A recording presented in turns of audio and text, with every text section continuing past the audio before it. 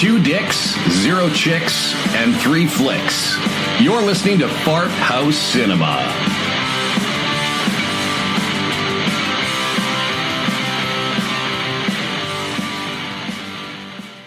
What's up, guys? Welcome to the first episode of Fart House Cinema. I'm Spencer. This is Mike, guys. How you doing? I'm the second half, the beta of the comedy duo, as I've just been informed. Yeah, you're kind of weak, but your opinions on movies are okay. This is a semi-serious podcast about movies, and it's free. The only thing semi about this podcast is the pseudo hard-on that Spencer rocks as he gets to hear his own voice. But yes, we do appreciate you tuning into what is the introduction to our first episode. And we hope you enjoy it. It's going to be a couple of dicks talking about movies as if we know what we're talking about, and we don't. Speaking of dicks, there will be a lot of dick jokes. Yeah. Also, if you came here for highbrow humor and you didn't realize that we're called Fart House Cinema, I don't know what you're doing here. But if you came here expecting this, then welcome to the right place. Interstellar. If you're unfamiliar with it, I don't know what you've been doing with yourself, but it is the Christopher Nolan sci-fi romp of 2014. It's an incredible film. It features Matthew McConaughey with a haircut that Spencer absolutely adores. It's disgusting. We'll get into it.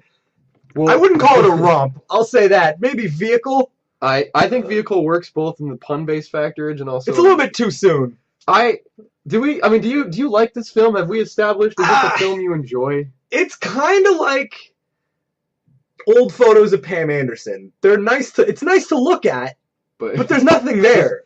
I'm conflicted because I'm a sci-fi nerd. I mean, I'm a nerd in general. You're a nerd? Hold on. I know, right? Stop the press. Sorry, this is an audio podcast, so that joke's not as funny to you guys as it is to me.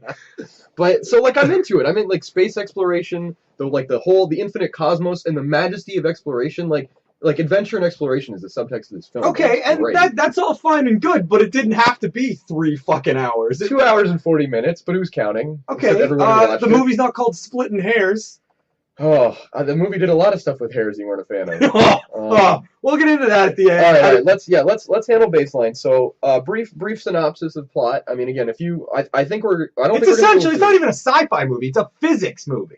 I couldn't even say that because physics pretty much gets shit on throughout the entirety of the film. Good. I didn't like it in high school. I don't like physics then. I don't like it now.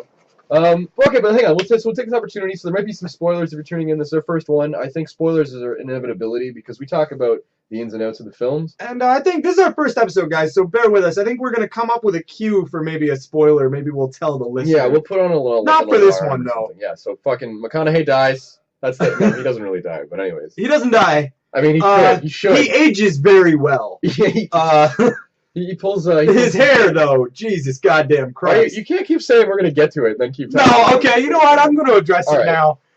In every movie he's ever been in, he's always had blonde hair of some form. He's got that shirtless country boy McConaughey. All right. Like, fuck that. And now all of a sudden in this movie, they, pretty much dip him. He looks like a dip cone. It's needless. That's the worst part about it. Why do if I'm going to accept Matthew McConaughey as an astronaut, which believe me, at first took a little bit of time, but he does also sound like an idiot. Again, accents aside, right? He pulls off the role. I can believe him as a pilot. It works. Okay, yeah. Why does he need black hair? Why does he need it?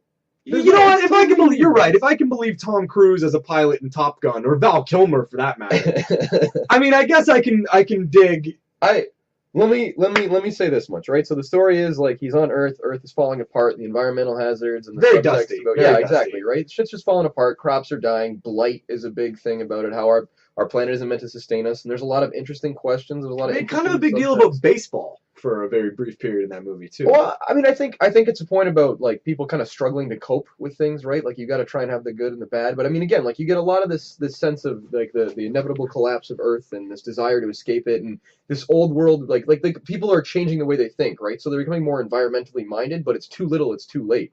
So there's somewhere Al Gore is sitting there going, "Fucking told you so." Called it. This should be Al sitting in the theater, turning to people around him, going, "Hey, called that." Yeah. Internet is a series of tubes, no question. But I mean, so weird shit goes on, and she's got her ghost or whatever, and I mean that all plays out in the end. So here's your spoiler alert. So pause now because I'm about to talk about the end of the film. But McConaughey becomes one of these pseudo fifth dimensional beings and is able to communicate through gravity and talk to his own daughter, and it creates this cycle of events, and you get this really sort of strange but fascinating story in which the story is affected and led by a character who is also stuck in his own cycle. Like, it's, I don't know. So, again, like, the complexities of this film rest in the world of physics and existing outside of time and space as we know it. But it's also still, like, this sad astronaut voyagey adventure story. It's interesting. I'm not saying, I know it sounds to you guys so far like I'm shitting on the movie. I paid to go see it. I loved seeing it. I enjoyed the movie. It was very nice to look at. The one thing I enjoyed about the plot itself was that the world, quote unquote, is ending not in the way that every other movie said it was going to. Yeah, it's not a nuclear holocaust. It wasn't a nuclear holocaust. It wasn't an ice caps thing. It wasn't zombies. It wasn't anything dumb. It was the fact that we used up everything, yeah, which is really, I mean, if you think about it, that is the most plausible. Like, and like they talk about too how there's like the nitrogen in the atmosphere, right? Michael Caine's big approach. But and then that's something I want to talk about too that I thought was really fucking Christopher Nolan uses the same 4 actors in all of his movies. Hey man, Anne Hathaway's a smoke show, and who doesn't love Michael Caine? Tangerines. Ruby's the size of tangerines. I love Michael Caine. Michael Caine fucking tears it up. Although, again, speaking about his character, something I just totally don't understand in the film, he spends his whole life working on this gravity equation and also totally not doing the job, like cutting the corner on it so he can't figure it out. Like, I understand that there were things they couldn't figure out. I get that. But this whole, like, I don't know what I'm doing and I've been lying to you from the get-go, like, there's that was a weird moment in the movie. It was like, why? Yeah, I just don't understand his motivation, right? And then it's the same thing with, so we're nearing the end point, and, you know, they're trying to decide, they've got limited resources, so they got to figure out which planet they're going to go to. Oh, and, like, NASA's, like, the new CIA, like... we have this hidden base in the middle of nowhere. How did you get here? Well, I mean, it's not that well hidden, apparently. You're the only pilot left in the entire world. Oh, and I understand, like, someone put a wormhole here. Okay, sure. And they seem benevolent. Okay, sure. And some kind of mysterious force led you here. And you're just going to hand the guy the spaceship keys? Okay. All right, cool. And I mean, like... Yeah, I didn't get my G1 and walk up in the Indy 500 and they were like, here, have a fire suit. Well, and, like, they talk about that, too, as one test flight. He crashed the fucking thing. Like, it doesn't even... It's just brutal. Like, they'd be like, it's weird that you're here, but there's the door. You know, maybe you can consult on this trip. But, I mean, I feel like as a driver, maybe not. Well, and, like...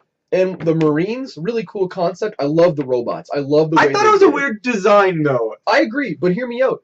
When it's on the planet, the tidal wave planet, shit pops off. That robot busts out the moves. You can it was like a Swiss Army knife of a robot. It was cool. Why are we sending humans then? I wish you had a humor setting. I wish it would be at 10%. That's the highest I can get it. Sometimes it gets a little bit further with the help of pot, but that's only me. I just find myself funnier. I wish you had an honesty setting.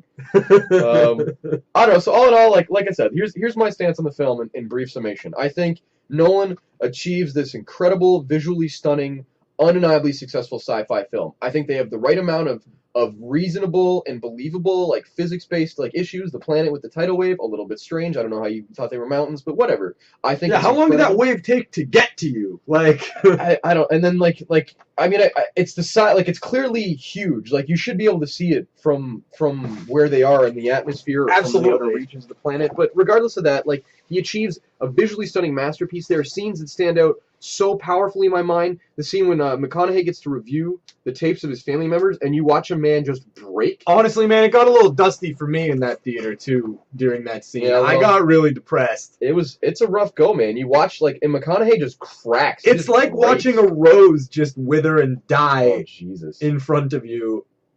It's so depressing. Like, my dick has never been so soft. Oh, and mine was inside me. There's no question. And, like, his son, like, starts off like, hey, Dad, I'm hopeful, I love you, and I miss you. Can we address his son for a sec? It was depressing. He was a prick for, like, the entirety of the movie. Although, like, both of his kids are kind of shitheads, like... Yeah, well, I mean, his daughter's got merits, but, like, I don't know, like, the crazy thing is, like, no one addresses how it's kind of like, listen, I'm sorry I have to leave my kids behind, but I'm trying to save the human race. Yeah, you know, like, if my dad were like, hey, I gotta go do a thing... If either of our dads had to leave the planet, we'd both be thrilled, you know? So, I don't know if that necessarily counts, but the important thing is, like I said, I think Nolan succeeds. He makes one of the best and most undeniably quality sci-fi films of 2014, and I think what it lacks for in, like, challenging content, from like an emotional stance, like a lot of films do. It makes up for it by being challenging the physics sense. They talk about the fifth dimension, communication through gravity. Like, they do some really interesting things. They did some different things. And the visuals and stuff were super cool. I mean, it might be because I like shiny things or whatever. Who doesn't? I love shiny things. You know, it was very visually appealing. But at a certain point, I remember just sitting in the theater going, what if they just floated by Sandra Bullock right there? How funny would that be? Oh, man. Just like... Brad Pitt's corpse just spinning through, or not Brad Pitt, George Clooney's corpse spinning through the air. Yeah, like what if, what if, you know, it'd be hilarious. I want a little Ocean's 11 in space. Ocean's 15, stealing a space station from NASA. I mean, all in all, like, I think there's other things that are worth talking about. I think Damon, who's a surprise character. That was a weird, I didn't really see that coming. I have to be honest with you. I don't know if any, like, if you're you're a gamer, but I don't know if you played Mass Effect at all. But a lot of that part of it kind of reminded me of Mass Effect. Yeah, I can see it, like the Mako touching down on these barren wasteland planets and like recovering broken supplies and shit. And even the way they kind of looked, even. The spacesuits were done really cool. They were. The whole visual aesthetic of the movie was really, the whole visual aesthetic of the movie was cool, and it was cool because, like, the costume design was not your typical spacecraft. So that was nice. Yeah, I thought, all in all, I thought it was a solid job. I think, like I said, I enjoyed the whole product, and I just want to, one of the finer points, or one of the more perfect, like focal points I want to get to is I really loved, like, the character of Wolf Mans. I mean, for starters, I love his name because it's ridiculous. He's such a coward, and it's. But that's the beautiful thing, though, right? Because at the intro to the film, they talk about how he's like the hope of all mankind. Yeah, he's like a national hero, and it's almost like you get to watch this idol just be like picked apart. Yeah, I really enjoyed that. I thought Damon. It was great to see him as a bad character. As a bad guy. To quote 40-Year-Old Virgin, I always thought he was kind of a Nancy boy, but he's really rocking the shit in that one. Oh, he was on point. Great reference too, by the way. But, Thank you. I loved it. I really, really enjoyed the whole film. It is a little bit long, but I think it's necessary because they want to handle. They really focus a lot on the bond between McConaughey and his daughter. Yeah, and it's important, right? Because it builds the foundation for that inevitable scene. Spoiler alert: where he's at her deathbed, and that is one of the most crushing, like, scenes. Like, I almost teared up on that. Like, that was rough. When she's like, "You've got to go now. Like, you shouldn't watch your own kid die," and it's like. Oh my God! You want to know what bugged me a little bit is that he walked into that room with his daughter in there, and no one thought to be like, "Hey, Grandpa!" Like, nobody said anything to him. I thought that was super weird. If I got to meet my old great-great-granddad who was younger than I was, I'd be tripping balls. Yeah, I'd be super jacked up. I would never stop asking questions. I mean, especially because he's coherent. It's different. Like, you can talk to old people now, but, you know, it's like, back when I fought Hitler and Joseph Stalin, we arm wrestled on Tuesday. You know, if I complain about how much my feet hurt, my grandma goes, I had to walk uphill both ways to go to school. Grandma, you didn't go to school. With raptor attacks. Yeah. Right, yeah. You know, what does Jesus look like? All right, so we're down. We're trying to keep our segments, again, this is our first episode. We're trying to keep our segments to about 15 minutes. I can see we're at the 12-minute mark. I think we're just about closing. I got nothing more to say. I mean, listen, I enjoyed seeing it, and I don't regret paying to go see it. Let's go. Hang on. Let's do this. What's your favorite part about the film and least favorite part of the film? Favorite part of the film, I gotta say, is either how squirrely Damon is or how good the film looks. But that's pretty much all it is for me. I mean, it felt a little long. They could have ended it a few times or cut some stuff out, but there's a lot of stuff I'm glad they didn't cut out. So, all in all, it's a good movie. Like, I think I'm going to buy it. I think I'm going to own it on Blu-ray. I would definitely, I mean, again, in terms, like I said, there's no question. I think it's one of the best sci-fis of 2014, if not the best sci-fi. I think that's it so far, really, though. Yeah, there's not a lot of contenders. Snowpiercer, which we'll get to. All in all, like I said, I love the film. I think the best thing it's got going for it, it's got a Nolan soundtrack, so it's always good. It's got the right level of very well scored. Yeah. He picks really good actors too. So I mean, all 5 of them, just over and over again. All 5. Yeah, I mean, you know. It's a solid flick. Highly, highly recommend it. Definitely not like I don't think it's going to change your life, but I think it challenges some people in the right departments. It does run a little bit long. Matthew McConaughey's hair is a little bit stupid. But all in all, I really, really liked it, and so if you haven't seen it, go check it out. Is what my recommendation. I would definitely go check that out. Just don't drink a lot because it's 2 hours and 40 minutes. Yeah, it's essentially just Nolan trying to fuck with you for. It's just Nolan jerking off in space. That's exactly what it is. Yeah, if you ever really want to like kill yourself emotionally, just watch Inception and then go watch this movie. Oh Jesus! Although Inception, Inception's fun. This movie is grand. And anyways, yeah, Inception's good. Nolan's all right. This is definitely better than Christopher Nolan has not made a bad movie, so not counting the third Batman movie, which I still think is direct. You're wrong. We'll get to that in another episode. I'm not wrong. Everyone else is wrong. Everyone but me is wrong. But I think guys, we're gonna do all 3 of his Batman movies. I think that's the next step. I think that's number 2. But all right. So next up on the docket, we are discussing the fantastically strange and wonderful Snowpiercer. The adequate summary I've given to this film that I'm going to give at the start of this and at the end is that I think it's the most likable, stupid movie I've seen. One of the most likable, stupid movies because it's really dumb. It's up there, man. But it's charming. It's a charming film. I don't know, charming. Yeah, actually, yeah. I just because like you've got Evans who plays a fucking great like hero, right? And he's like this grimy. Like just trying to rise up. He's the underdog, and it's fantastic, right? I mean, he's focused. He's bad. He's Captain America, no question. He's the Cap. He's the Human Torch too. Yeah. Well, I try not to think about the Fantastic Four movies. Just in general, not. Yeah, you want it to be the Invisible movie. Yeah. Oh, beautiful. Love it. Right. So all in all, you've got this absurd plot that even in its explanation is like the world is ending, things have gone bad. There's a train. The last of humanity rolled onto this train. This is something I want to talk about.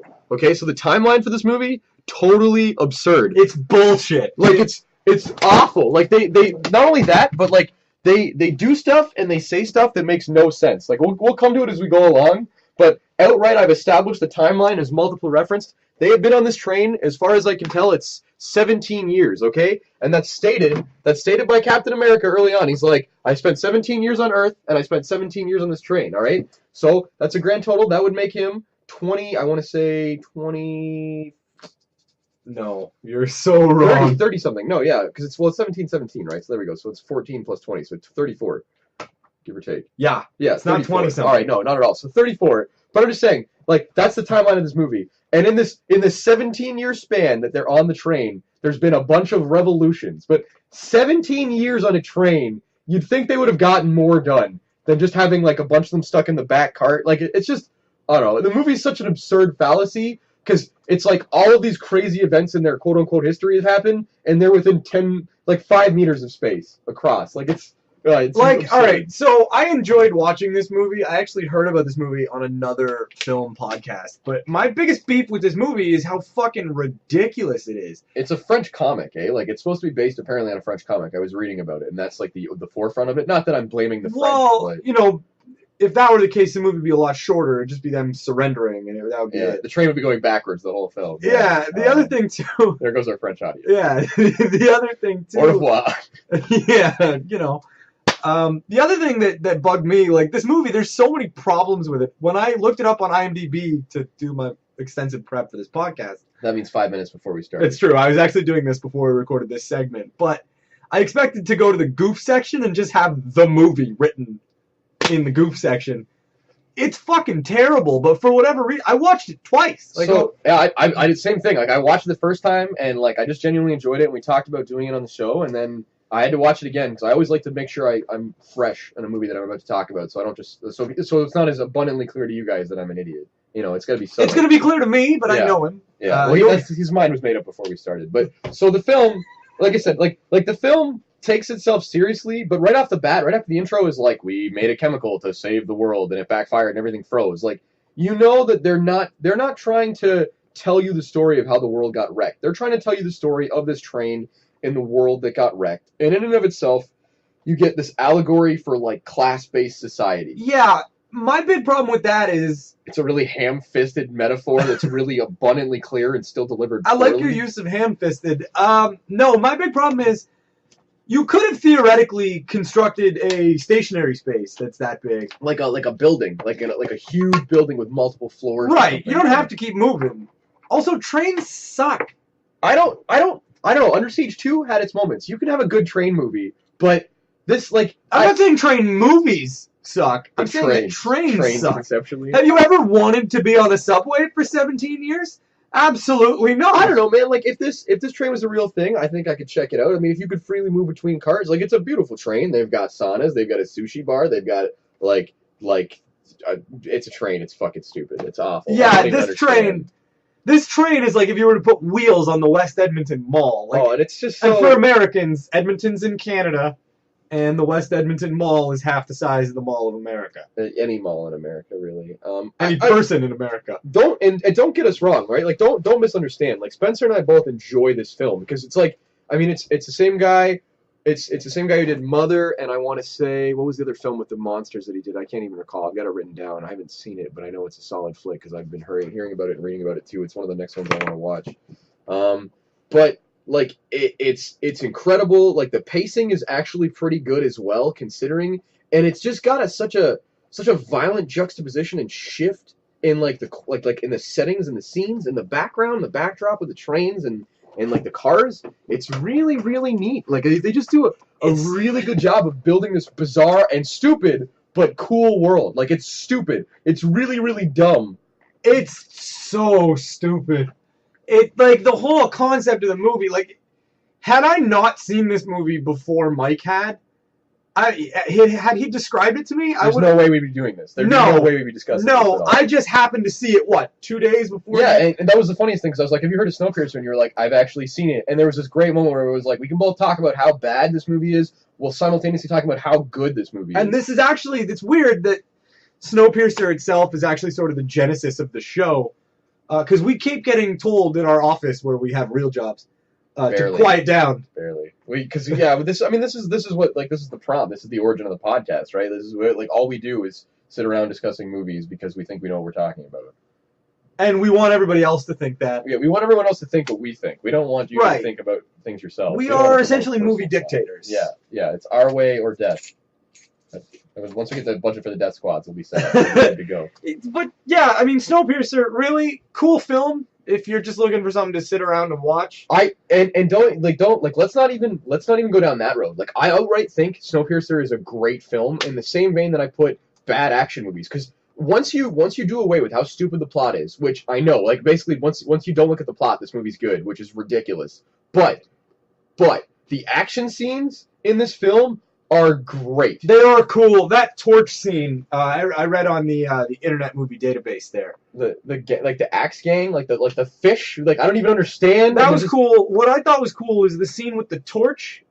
When they shot that scene, that was the only light source for the actual scene, which is super cool. The way that they shot those were amazing. I really liked it. I really enjoyed that they have the kid running with the torch. A lot of amputation in this movie. Well, it's a theme, right? Like not even necessarily a theme, but it's the point of sacrifice for the benefit of your own species. Because they talk a lot about that. And I want to talk about the amputation too, because if you get to the end of the film, and here's a spoiler, the big build-up, the big reveal is that our so-called hero, who was never a good guy, and he has this conversation right before getting into like you find out he's actually kind of an asshole.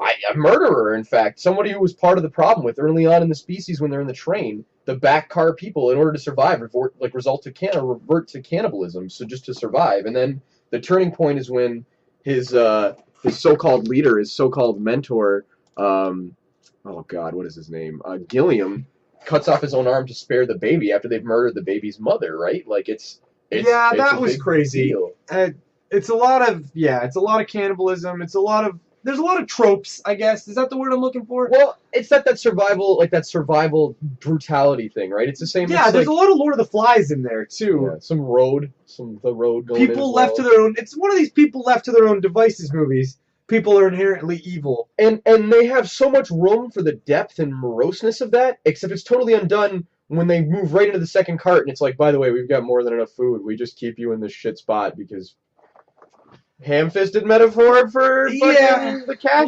We only serve sushi twice a year. And the train cart is empty for that time of year. It doesn't even make any sense. If you only serve sushi twice a year, that cart would be fucking the party of the year. It doesn't even make sense. So dumb. So dumb. And do you have to... here's the thing. Do you have to be rich before you get on that train? Or is it decided, by your face? I don't... Again, like the fallacy... I don't get into that. And I want to. So I'm going to read this comic that it's based on. It's something to check out. And I mean, again, like I said, I think the movie shines when you don't take it seriously. Like, and it's a good point. I was having a conversation with my friend. He's like, too many movies do take themselves seriously. And when you step away from, like, that, why do we have to fill in the plot holes? Because there are plenty. But just go with it. Just let it tell its kind of wacky story and see what it's all about. And there are some incredible themes there. Like, you got the subtext of, like, like preordained place in the world and the desire to fight against it. I agree with that. There's one thing that really kind of bugged me. Come on, it's 2014. What, 2013 when this movie was made, or 2014? I think it was being made over a couple of years. So I mean, definitely last couple of years. Okay, yeah. So the CGI in this movie, in the few times that they use it when they're like barreling over the tracks, is fucking terrible. Yeah, it could be a lot better. I could have done it on YouTube. Like I can't say that I would do a better job. I've seen the quality of most of my work. I've seen the quality of some of your work. Yeah, so you know. What I'm trying to say though is, you could get some guy at a local college to do a better job. You're putting out a finished movie, and that's what you come up with? Now, granted, it's not a big part of the movie. CGI is a very small part of that movie.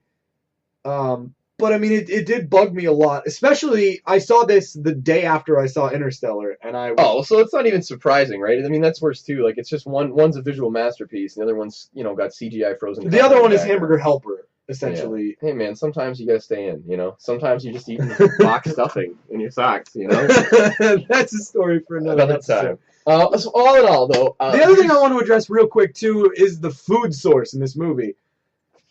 The protein bars? The protein block. You find out it's just like rats and shit. Well, it was bugs. It was bugs. Just bugs. But bugs. Where are they? What are they feeding the bugs? Where are the bugs? Like, it doesn't... And you know what it looks like is that fruit to go. Do you remember that when you were... Oh, yeah, those fruit bars that were like... it was disgusting. I immediately wanted to call my parents and be like, listen. Send me bugs, motherfucker. What the hell? I still like the movie. I like the movie. This is going to sound so fucked up, but I am absolutely recommending this movie. Yeah. Because either you're going to love it or you're going to love shitting on it to your friend. One of the two. Which is why we're doing it. We both love this movie, but not necessarily for the reasons that I say love a movie like Goodfellas. I like it in the same kind of... Well, no, it's different. I was going to say it's similar to like Tommy Wiseau in The Room because of how bad it is, but it's not even that bad. It's not even that bad. It's, again, like... If you changed a couple things of this movie, it would be like a B movie. It would have just done all right. But it's the absurdity of the train, it's the impossibility of context, and it's the bizarre twist. Yeah, that's a weird one. Like not only does Ed Harris show up near the end of the movie, right? No reason, chilling out in the caboose there, or no, the front of it. In the front of the train, yeah. And he makes this long-winded like metaphorical rant about the place of all things and how it's got to balance it. And maybe that's true. Like again, like that's a theme of the movie, undeniably. It's like class struggle and the idea to rebel against your like where you've been placed, right? Like the importance of balance and ecosystem. How no matter where you try to find yourself, things are unavoidable. But then they throw in this weird betrayal plot where like Curtis has been betrayed by his mentor Gilliam. But then it's like, why did Gilliam saved this baby, and the baby turns out to be like Edgar, and there's all these weird turns, and it's cool, it's great, and it's rich content to be explored in an impressive way that they never touch on. They have all these themes of brainwashing and stuff that's really, really great. The classroom scene is amazing. Yeah, that's cool. The juxtaposition of like guns in the classroom, like this movie does so many little things really, really right. And then you have scenes like, oh, let's shoot at each other from two different carts on the train hundreds of meters away from each other. Through a window. Through windows, and then we stop. Not even a window. Through one hole in a window. Two windows. Because there's windows in each of their carts shooting at each other. And and he's got a fucking submachine gun. Like the physics of it alone are retarded. And then the best part is they shoot and shoot and shoot and shoot and shoot at each other. They accomplish nothing. And then they pause. And then they get in a knife fight 5 minutes later. Better than that, though. They have this weird moment of what I can only assume is supposed to be eye contact from literally so far away that you can't even see anybody. And then they each fire one more bullet to be like, haha, I could have shot you too. And then that's the end of it. Thus accomplishing nothing in what is one of the most useless scenes of the movie. It is. There's a lot of that. So, all in all, though, I would see this movie either way. Either you're going to love it and you're going to think that we're assholes. It's the best summary. You're going to love it or you're going to love shitting on it. Yeah, but yeah, you're going to watch it, or you should. It's worth the watch. It's a quality film. It's a short movie, too. It's not a very long vehicle, either. The train is pretty long. The train, yeah, the vehicle in the movie, the title vehicle. They're ambiguous with it, too, with the length of trains and the rooms and stuff. I don't know. Either way, we can keep going. Definitely worth checking out. Solid film, worth the watch. I would do it, yeah. But man, it's dumb. Like it's a guilty pleasure film because it's stupid, but it's good. That's how I would describe it. I agree with you. Yeah, I mean, and it is probably the best train movie I've seen in the last little while. Yeah, I can't think of a lot of others. But on speaking of like segways and train cars, the next car in this particular train wreck of film review cinema, fart house cinema that we Die Hard, the best Christmas movie, classic, a Christmas miracle, really. Ho ho ho! Now you're gonna get a fucking yippee ki-yay! Yeah. All right, so we'll that one's up next, guys. I'm going to take a second to explain why we picked these three movies. Because we're weird? No, I mean, there was an idea behind it. It might seem weirder to you guys because we're a non-existing product, I guess. You don't know who we are if you're listening to this now. Or you do, and we You do, and we made you listen to this out of friend obligation. We held you at gunpoint and made you listen to this. We picked two movies that we saw recently. Snowpiercer and Interstellar. And we wanted to do a holiday movie. And Christmas is coming, And with that, season. Die Hard is a Christmas movie. There is no... If you don't recognize that Die Hard's a Christmas movie, I submit to you that you're trying to steal Christmas, and you're ruining it. You're ruining it.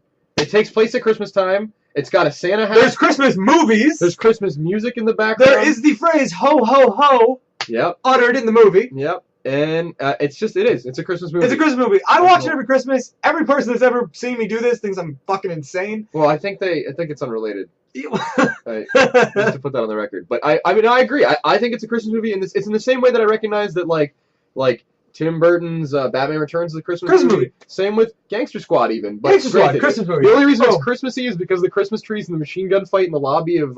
Doesn't matter. We're not talking about Gangster Squad. Yeah, Die Hard. Phenomenal fucking movie. So many problems. Before we get underway, if you haven't seen Die Hard, turn off this podcast and go watch it. That's hard for me to. Number one, listen to the end of this podcast. Are you 7? Why have you not seen Die Hard? How are you accessing this podcast? Did you manage to overcome Stockholm Syndrome and you've just now escaped from your captors? Yeah, were you in Ariel Castro's basement? Jesus. Get a blanket, get some hot chocolate, and watch Die Hard. It'll make you feel better. It's a phenomenal movie, and we're very sorry about the kidnapping. Yeah, we're not. John Bonet, we're like...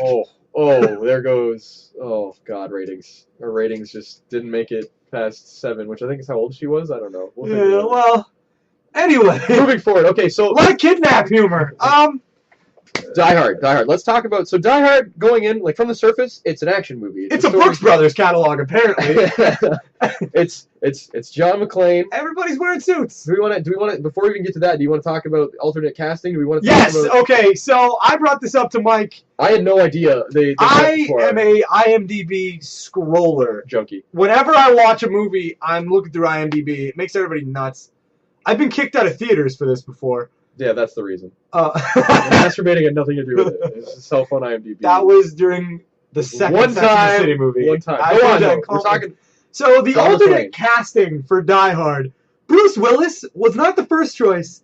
He was not the second choice. He was not the third choice. I can keep going. There's more. But we're only doing a 15-minute segment. So these are the ones that they list on IMDb. They list Arnold Schwarzenegger, Sylvester Stallone, Burt Reynolds, Harrison Ford, Mel Gibson, and Richard Gere. I cannot see any of them doing like. I could see Burt Reynolds doing it.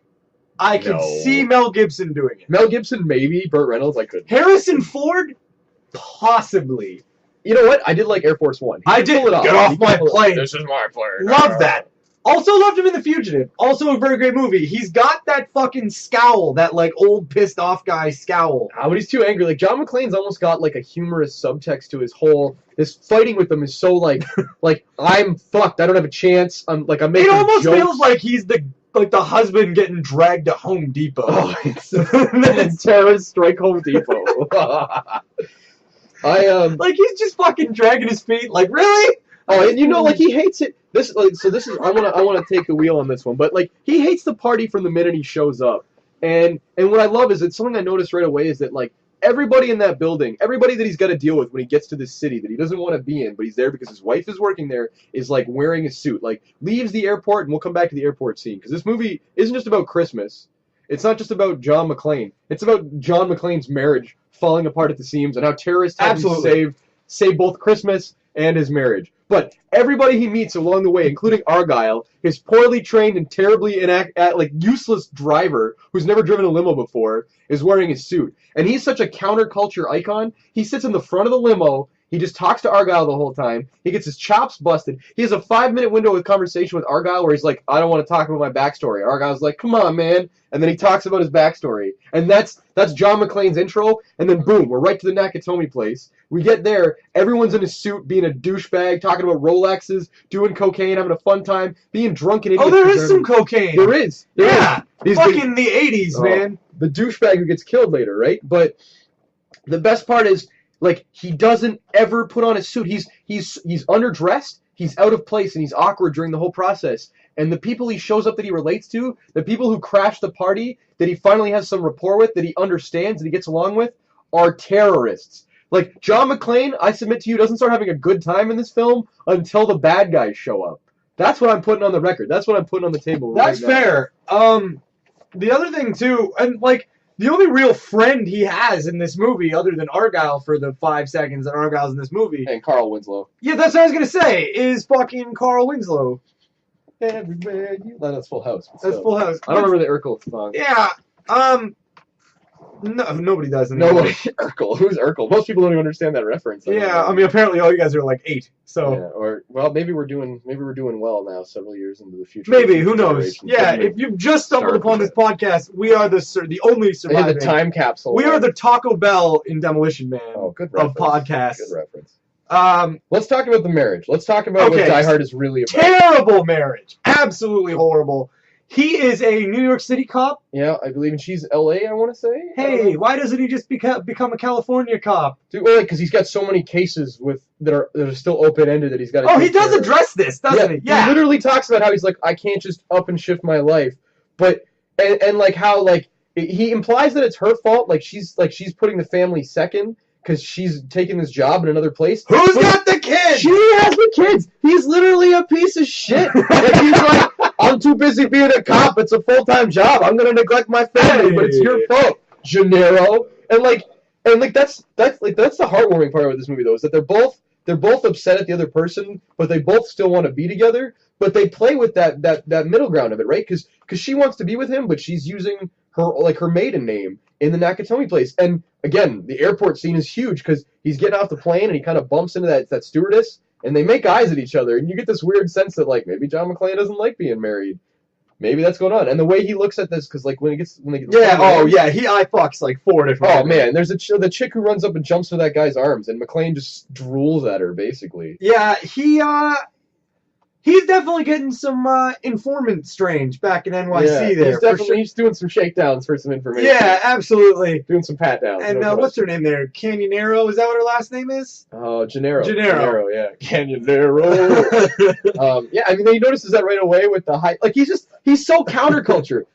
Like, he sits in the front of the limo. He doesn't wear a suit. He fucking hates everybody at the complex. Doesn't even wear shoes. He makes spoiler alert. The best, like, he kills the only terrorist he can find who's got a smaller feet than him. I love it. And even address why he's got to go bare feet because the guy he takes out who has shoes, they're too small for him. But so he get the pinnacle scene that summarizes this counterculture approach he has is when he's at the front desk and he's like, it's a computer, like you can put her name in or whatever, and he's like, he makes fun of it, like he shits on it. Like, it's an incredible database of, like, high-tech shit. It's a touch screen, and God knows what timeline it is, because it's definitely not the right tech. 1988. Yeah, right? Came out. And which means it was filmed sometime between 1986 and 1987. Yeah. So, yeah, this movie's got a lot of holes. I love it. I will never not love this movie.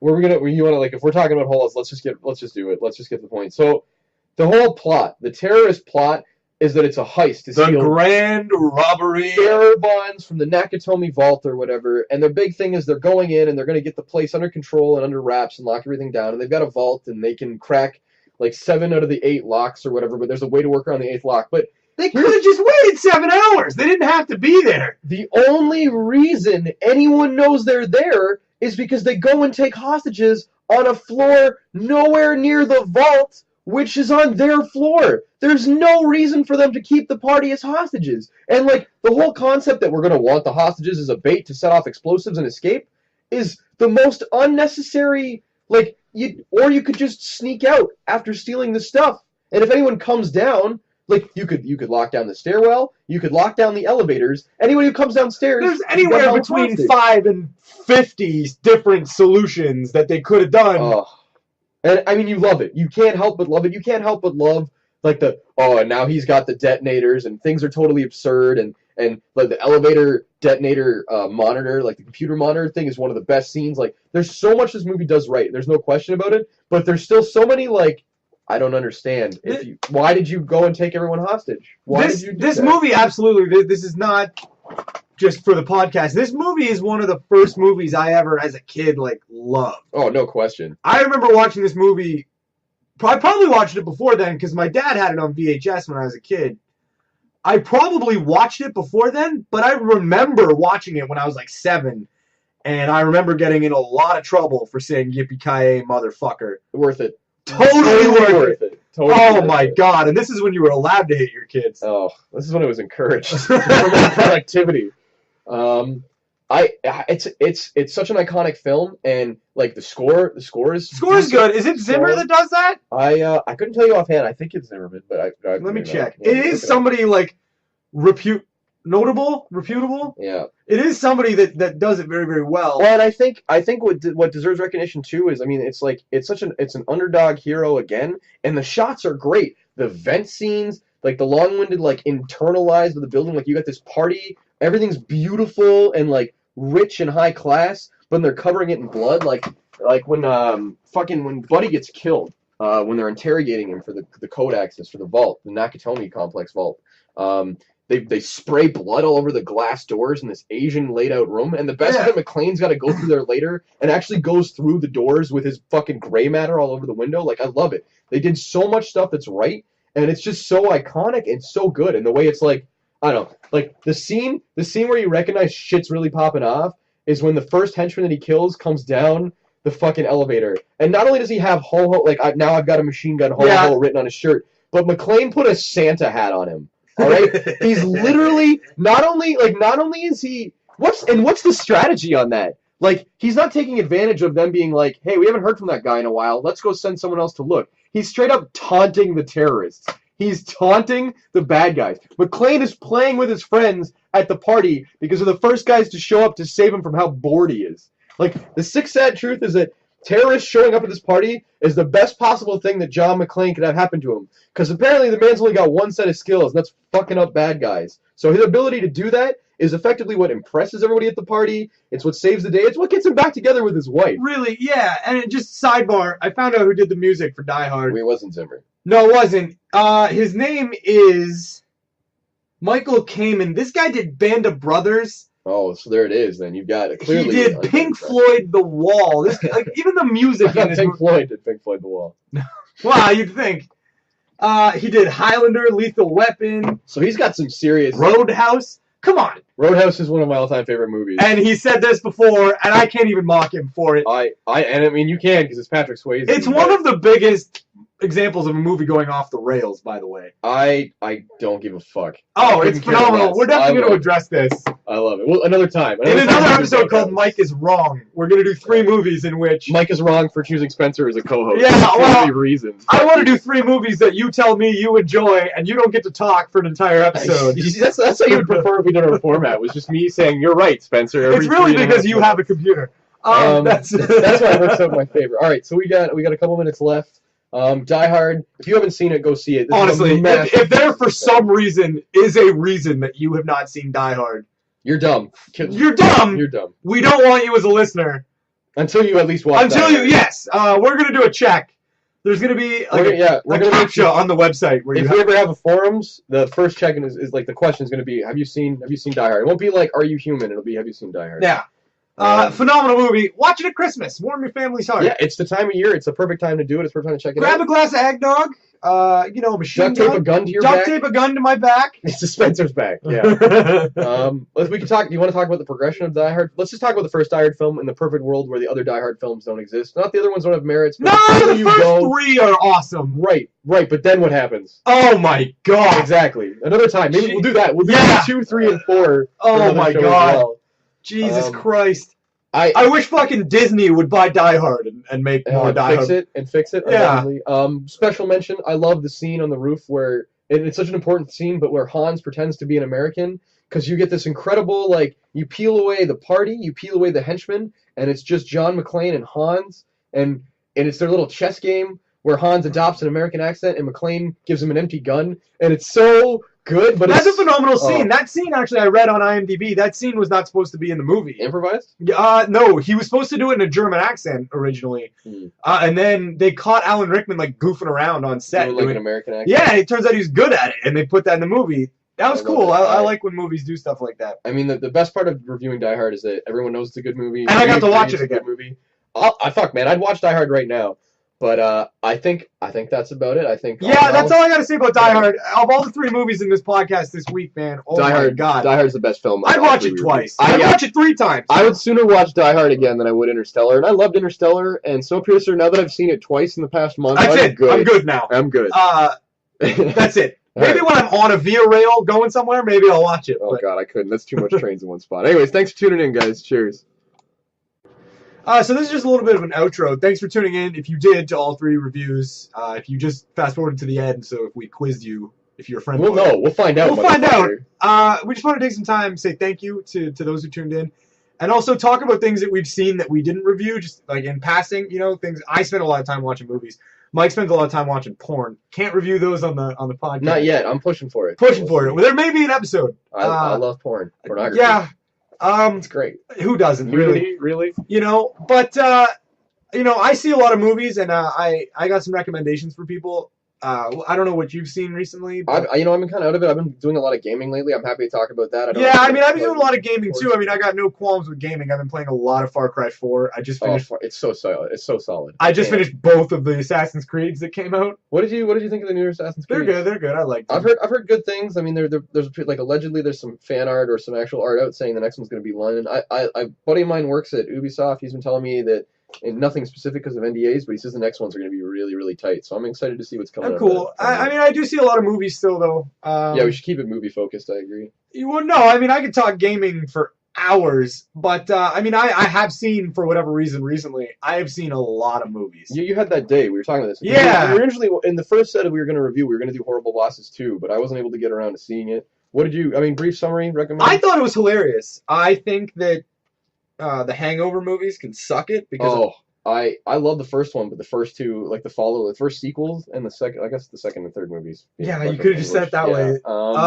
Bad, like charming but bad. Like those 3: Bateman, Sudeikis, and what's his face there, Charlie Day. Charlie Day, yeah, your boy. Those guys are hilarious together. We like them in the new Three Stooges. I thought that was pretty bold, but they have a great chemistry. I feel that none of them are like too much the straight man, and like I think it works out well. It's the jokes they do under the jokes that are funny, like the subtext. Yeah, that movie made me laugh out loud, probably more than anything I've seen at least this year.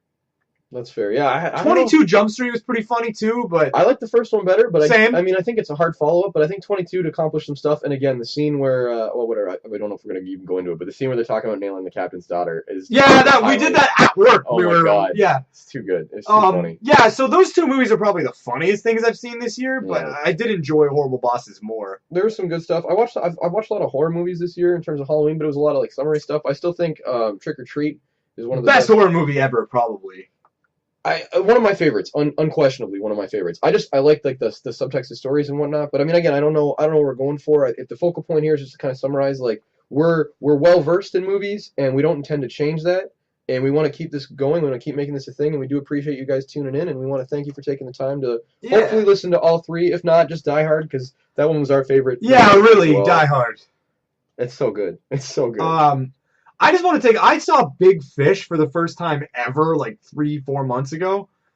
Everybody needs to see that movie. It's a great film. Like it's the storytelling. It's a phenomenal movie. It's sad but good. I like the embellishment subtext. But yeah, I definitely recommend that film as well.